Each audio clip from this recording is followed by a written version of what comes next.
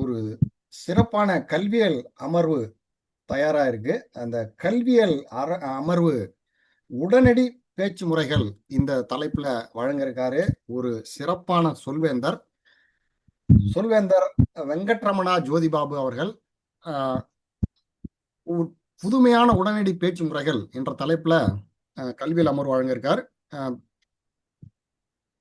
வெங்கட்ரமணா ஜோதிபாபு அவர்கள் தகவல் தொழில்நுட்ப துறையில திட்ட மேலாளராக இருக்காரு. மனோ தத்துவத்துல ரொம்ப ஆர்வம் உள்ளவர். எப்பவுமே நம்முடைய அறிவையும் திறமையும் வளர்த்துக்கிறதுல முனைப்பா இருக்கிறவர்.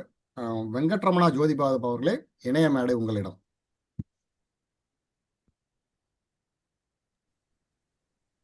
நன்றி. சார். சார், ரொம்ப புதுமையா இருக்கு இன்னைக்கு நாள் எனக்கு. ஏன் அப்படின்னு ஒரு காரணம். நான் பிறந்து வளர்ந்தது எல்லாமே சென்னையில. சென்னையில பிறந்து வளர்ந்து என்னோட கல்வியில யும் சரி, நான் பழகின நபர்களிடமும் சரி, நல்ல தமிழ் வார்த்தைகளும் தமிழ் பேசியே வளர்ந்திருக்கேன். இன்னைக்கு முதல் முதலா ஒரு மேடை, ஒரு ஆஹ், இடத்துல வந்து ஒரு சின்ன தயக்கம் வந்து அதிகமா கூடிக்கிட்டே போகுது. ஏன் அப்படின்னா, உலகம் ஃபுல்லா எங்கெங்க இருந்தோ தமிழ் எவ்வளவு தூரம் பரவி கிடக்கு. அந்த தமிழை வந்து இங்க அத்தனை பேர் வந்து எத்தனை விஷயத்துல பேசுறாரு நம்ம அன்புமணி வேலுச்சாமி அவர்கள். அத பேசும் பொழுது அதுக்குள்ள வந்து திருக்குறளையும் இதுவும் அதே மாதிரி எல்லா பேச்சாளர்களும் அந்த தமிழை வந்து உள்ள கொண்டு வராங்க. நம்ம ஜான் எல்லாம் வந்து ஒரு ஆஹ், சொல்லணும் அப்படின்னா அவர் ஸ்டைல்ல சொல்றேன், நான் ஒரு பெஸ்ட் ஸ்பீக்கர் அப்படின்னு எல்லாம். ஆனாலும் வந்து அவர் அந்த தமிழ் வார்த்தையை வந்து எடுத்து சேர்த்து அதை கோர்த்து ஒரு மாலையாக்குறது இருக்கு இல்லைங்களா? இதுதான் ஒரு சிறந்த ஆரம்பம் அப்படிங்கிறத நான் பார்க்கிறேன். இன்னைக்கு என்னோட ஆரம்ப நாள் அப்படின்றதால நான் அதை முன்னாடி வைக்கணும். ஒரு சின்ன தயக்கத்தோடயே, ஒரு சின்ன ஒரு பயத்தோடய, ஒரு ஒரு தமிழ் பார்த்து என்னைக்குமே பயப்பட தேவையில்லை அப்படிங்கிறது என்னோட கருத்து. இருந்தாலும் உங்க எல்லாரையும் பார்த்து, உங்க எல்லாருடைய தமிழையும் பார்த்து ஒரு பிரமிப்போட நான் வந்து என்னோட தலைப்புக்குள்ள போலாம் அப்படின்னு நினைக்கிறேன். அந்த மாதிரி ஒரு நாளை நான் இன்னைக்கு பார்த்துருக்கேன் அப்படிங்கிறத உங்க எல்லாரும் முன்னாடி வச்சுட்டு இந்த தலைப்புக்குள்ள போறேன். அதுக்கு முன்னாடி என்னோட ஸ்கிரீன் ஷேர் பண்ணணும். ஆஹ்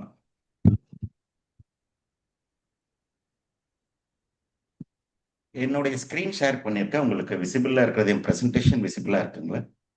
தெரியுது. ஸோ தெரியுது. இந்த டேபிள் டாபிக், இந்த உடனடி பேச்சு முறையில ஒரு கிரியேட்டிவிட்டி, ஒரு இன்னோவேஷன் அப்படிங்கிறது தான் இந்த இடத்துல தலைப்பு. பொதுவா வந்து நான் என்னோட இடங்கள்ல, என்னோட மேடைகள்ல வந்து நான் பல இடங்கள்ல குறிப்பிட்டிருக்கிறேன். எனக்கு வந்து அமைப்பது எல்லாமே வாய்ப்பாக தான் அமைகிறது. எதையும் நான் தேடி போனதில்லை. எனக்கு கிடைச்சதெல்லாம் வாய்ப்பு.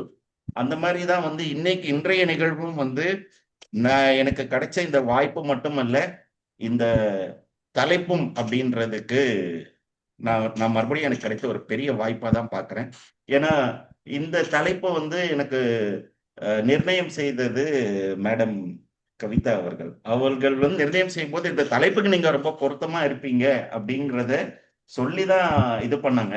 ஆனா, எனக்கு தான் தெரியும் நான் யாருன்னு அப்படின்ட்டு. ஸோ நீ அதுக்கு சரிப்பட்டு வருவியா? அப்படிங்கிற ஒரு சைடுல ஒரு எண்ணம். நான் அதுக்கு சரிப்பட்டு வரனோ இல்லையோ, இந்த இடத்துக்கு, இந்த ஒரு தகுதியான ஒரு வாய்ப்புக்கு நான் ஒரு தகுதியான ஒரு நியாயம் செய்யணும். அந்த ஒரு நியாயத்துக்காக நான் வந்து ஆஹ், என்னென்ன மாதிரி கிரியேட்டிவிட்டியை நான் அப்ளை பண்ணுவேன், எந்தெந்த மாதிரி விஷயங்களை வந்து நான் முன்னாடி வைப்பேன் அப்படிங்கிறத தான் வந்து நான் வந்து எப்பவுமே ஒரு முன்னிறுத்திக்கிட்டே எடுத்துட்டு போவேன்.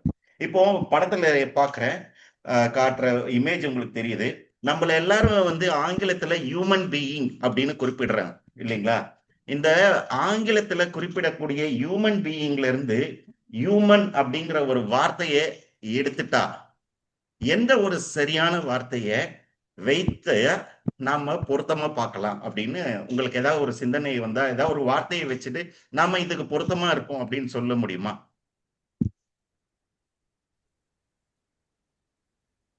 யாராவது? நம்மள ஹியூமன் பீயிங் அப்படின்னு குறிப்பிடுறோம்.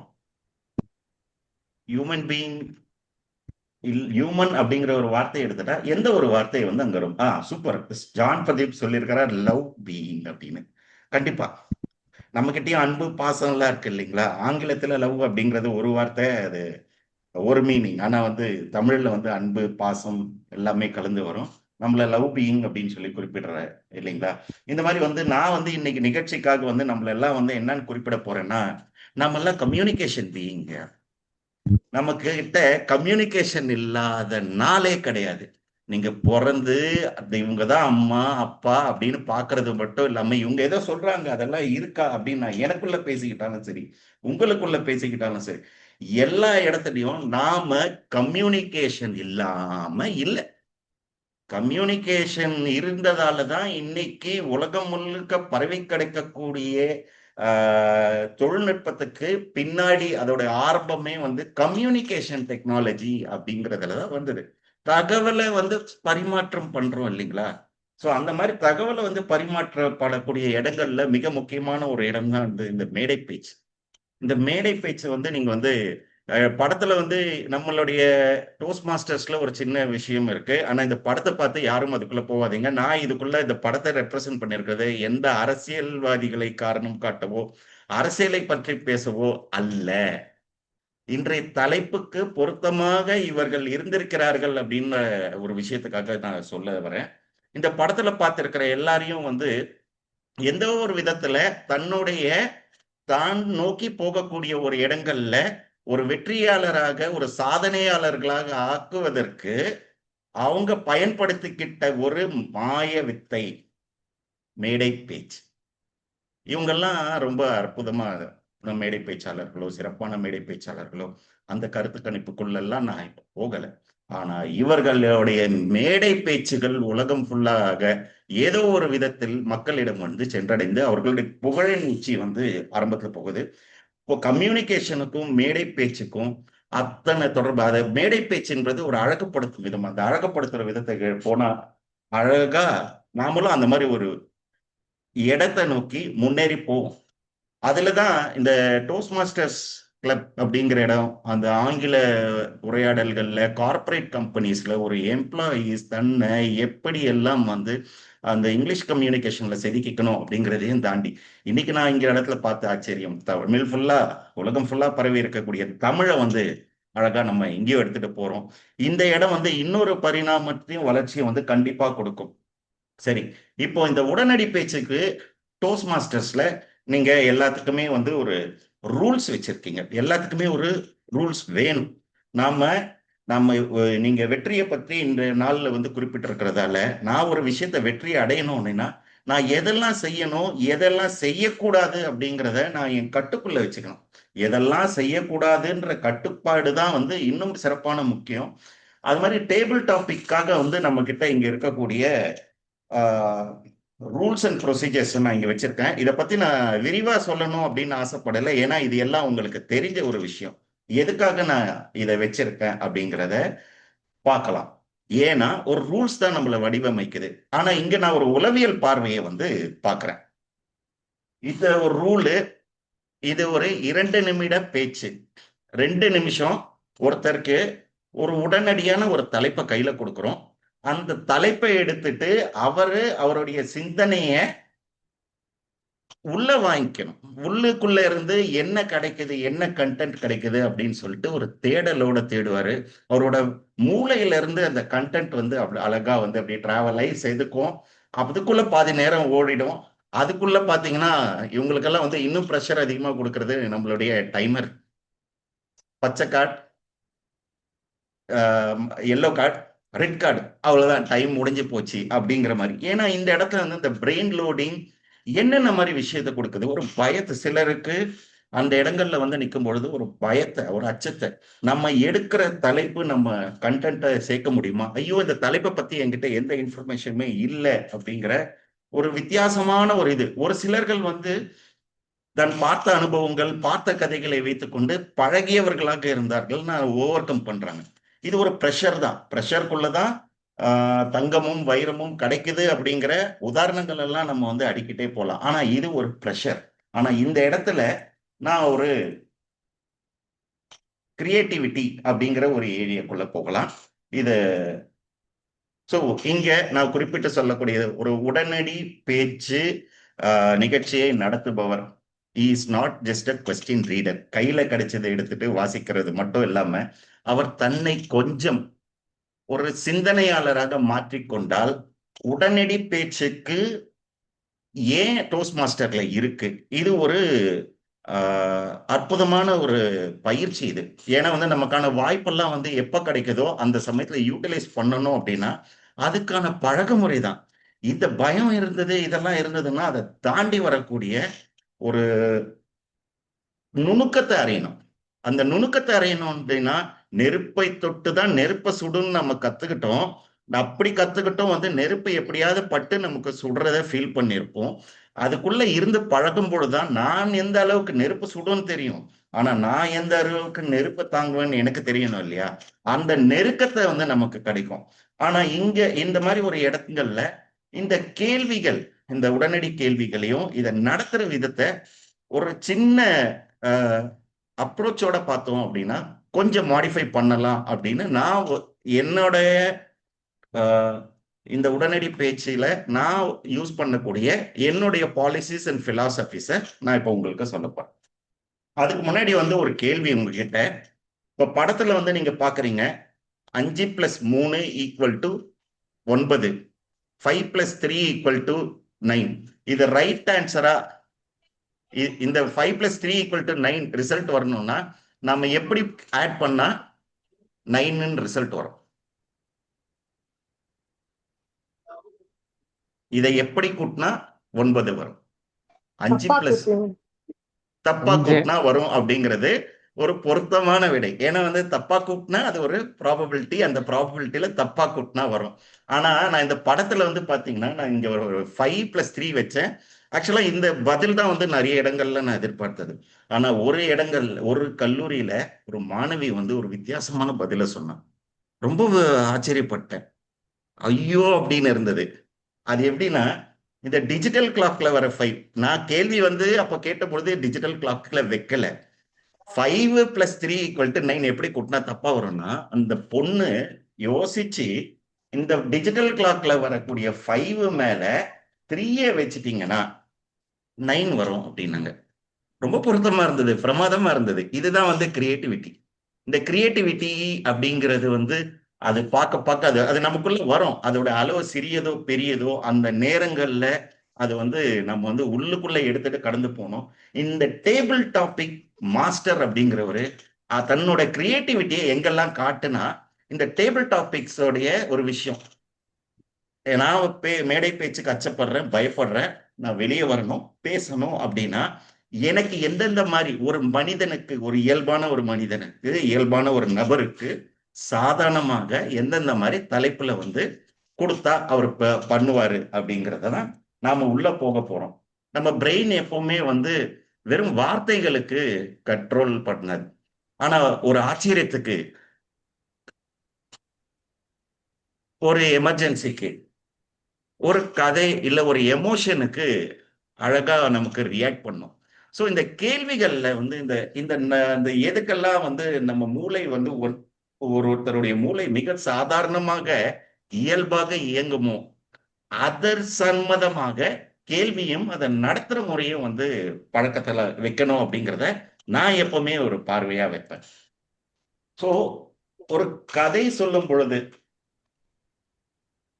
என்னுடைய கதை, நான் சந்தித்த நபரோட கதை, இல்ல நான் கேள்விப்பட்ட கதை, நான் வழக்கமா எனக்கு ஒரு பிலாசபி ஒண்ணு இருக்கு. என்னுடைய பிரச்சனை எனக்கு மட்டும்தான் பிரச்சனை. அது இன்னொருத்தருக்கு ஊருக்கு சொல்றதுக்கு ஒரு கதை. நம்ம போய் உட்காருவோம், கேட்போம். அவங்களுடைய ஊர்ல இருக்கிற எல்லா கதையும் கேட்டுட்டு நம்ம இது பண்ணோம். அதை வைத்துக்கொண்டு அந்த கதையை அவங்க உருவாக்குற மாதிரி ஒரு சிம்பிள் கொஸ்டின்ஸ் கிரியேட் பண்ணலாம். அதுக்குள்ள வந்து நிகழ்ச்சிக்குள்ள ஒரு கேம் மாதிரி இன்ட்ரடியூஸ் பண்ணோம் அப்படின்னா அதை பார்க்கும் பொழுது ஒரு சின்ன சின்ன டிஃப்ரென்ஸ் வந்து கிடைக்கும். ஒரு கேள்வி கேட்கிறோம். நான் ஒரு டோஸ்ட் மாஸ்டர் மீட்டிங்ல போயிருந்தேன். அங்க ஒரு நபர் வந்து கையில ஒரு பச்சை பேப்பர், கையில ஒரு ப்ளூ பேப்பர் வச்சுக்கிறார்.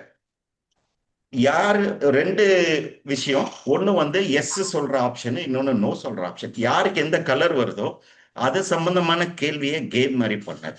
இது வந்து இன்னொருத்தர் பண்ணார். இதை தாண்டி வந்து நம்ம கையில அன்னைக்கு என்ன இருக்கும், ஏதோ ஒரு பேனா ஒரு பேப்பர் கூட ஒரு கிரியேட்டிவிட்டி ஆட் பண்ணோம் அப்படின்னா அந்த ஒரு என்டைட்டியை யூஸ் பண்றதுக்கு தெரிஞ்சுக்கணும். இப்போ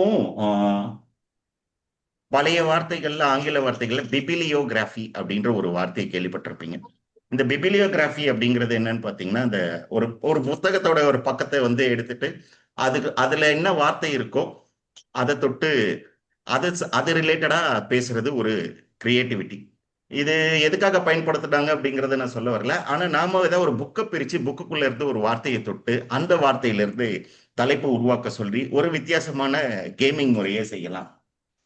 இந்த கிரியேட்டிவ் டாபிக் ஃப்ரேம் ஒர்க்ல வந்து நான் வந்து அதிகமா பார்த்தது ரோல் பிளே. நான் அதிகமா யூஸ் பண்றது யாராவது ஒருத்தரை மாதிரி இமிட்டேட் பண்ண சொல்ல ஒரு ஒரு சினாரியோவை கொடுத்துட்டு, இந்த நீங்க ரஜினிகாந்தா இருக்கீங்க, இங்க நீங்க சூப்பர்மேனா இருக்கீங்க, இங்க நீங்க ஸ்பைடர் மேனா இருக்கீங்க, நீங்க என்ன பண்ணுவீங்க அப்படிங்கறதெல்லாம் வந்து இமிடியேட்டா மைண்ட் ரெஸ்பாண்ட் பண்ணும். மணி ஆர் பீஸ், பணமா அமைதியா, நீங்க எதை செலக்ட் பண்ணிட்டு போறீங்க. வாழ்க்கையில நீங்க வந்து இன்னைக்கு உங்க பாஸ் அர்ஜென்ட்டா பார்க்கணும், மீட் பண்ண முடியாம போயிடுச்சு, ஆனா 2 பேரும் லிஃப்ட்டுக்குள்ள மாட்டிக்கிட்டீங்க, அந்த வாய்ப்பை நீங்க எப்படி யூஸ் பண்ணுவீங்க. ஸோ இந்த மாதிரி மெட்டஃபர்ஸை அப்ளை பண்ணலாம். அநேகமா என்னுடைய நேரம் வந்து மிக வேகமா ஓடிட்டு இருக்கிறதால ஒரு ஆக்டிவிட்டி வைக்கலாம் அப்படின்னு சொல்லி இருந்தேன். ஸோ நேரம் ரொம்ப சின்னதா இருக்கு அப்படிங்கிறதால இந்த டெக்னிக்ஸை மட்டும் நான் உங்களுக்கு சொல்லிடுறேன். ஸோ இதெல்லாம் வந்து நான் உருவாக்கின ஆக்டிவிட்டி. ஒன்று ரோல் பிளே, ரெண்டாவது ஒரு இது மாதிரி ஒரு 5 ஆப்ஜெக்ட், ஒரு 10 ஆப்ஜெக்ட் வச்சுட்டு ஒரு 3 எடுத்து ஒரு கதையை கேட்கிற மாதிரி நீங்க கேள்விகள் செதுக்கலாம். இப்ப இதுல வந்து ஒரு பாட்டி, காக்கா, வடை, இந்த கதை தெரியும். இதுல ஒருத்தர் ஒருவருடைய பார்வை இருக்கும். யாரோட பார்வை வந்து எங்கெல்லாம் வந்து தன்னை சிறப்பா வச்சிருக்கு. இதுல காக்காவா இருந்திருந்தா நீ வந்து உன்னை எப்படி நியாயப்படுத்துவ, இதுல வந்து நிறைய இருந்தா நீ எப்படி நியாயப்படுத்துவ, இதுல நீ பாட்டி நீ என்ன நியாயப்படுத்துவ அப்படின்ற இந்த பார்வைகள், இது பெர்செப்ஷன். இப்போ இந்த படம் வந்து காட்டின மாதிரி இந்த படத்துல ஒரு கப்பல்ல இத்தனை பேர் போறாங்க. இதுல பார்க்கும் பொழுது நமக்கு ஒரு ஒரு ஆஹ் சிந்தனை தோன்றும். இந்த சிந்தனையை நம்ம வந்து பேச்சா வழங்கலாம். ஸோ என்னுடைய நேரத்துக்காக வந்து இதெல்லாம் முடிஞ்சிருச்சு. இந்த ஒரு இடம் எனக்கு எப்படி ஏன் கிடைச்சது அப்படின்னா, நான் வந்து போன தடவை டோஸ்ட் மாஸ்டர்ஸ்ல நடத்தின ஒரு ஆன்லைன் பயிற்சியில இந்த மாதிரி ஒரு HTML பேஜை வச்சுட்டு ஆடியன்ஸை ஏதாவது ஒரு ஆப்ஜெக்டை செலக்ட் பண்ண சொன்னேன். அவங்க செலக்ட் பண்ணுவாங்க. அதுல இருந்து டாபிக்கை வர மாதிரி நான் ஒரு சின்ன ப்ரோக்ராம் எழுதி நடத்தினேன். அதனாலதான் எனக்கு இந்த வாய்ப்பு கிடைச்சது. நான் எப்பவுமே என்னுடைய என்டிடியில என்ன யூஸ் பண்ணணும்னு பார்ப்பேன். அது ஆன்லைன் ஈவெண்ட்ன்றதால என்னால ஸ்கிரீன் ஷேர் பண்ண முடியும், பிரசன்டேஷன் கொடுக்க முடியும்ன்றதால ஒரு HTML கோடிங் எழுதிட்டே இதை நான் கண்டக்ட் பண்ணேன். எப்பவுமே நான் என்னுடைய வழிமுறைகள்ல, உடனடி பேச்சுகள்ல நீங்க இதெல்லாம் வச்சுக்கணும் அப்படின்னு சொல்ல வரல. ஆனா இதெல்லாம் வச்சுக்கிட்டா பேசுறவருக்கு பேசக்கூடிய விஷயங்கள் எளிதாகும். டோஸ்ட் மாஸ்டர் உருவாக்கக்கூடிய இந்த டேபிள் டாபிக்கான காரணம் வந்து ஒருவர் மிக விரைவாக பேசுவதற்கு பயிற்சி கொடுப்பதற்குண்டான களம், அதை சரியான முறையில் உருவாக்கும் அப்படின்ற நம்பிக்கையோட நான் என்னோட உரையை முடிச்சுக்கிறேன். நன்றி நண்பர்களே.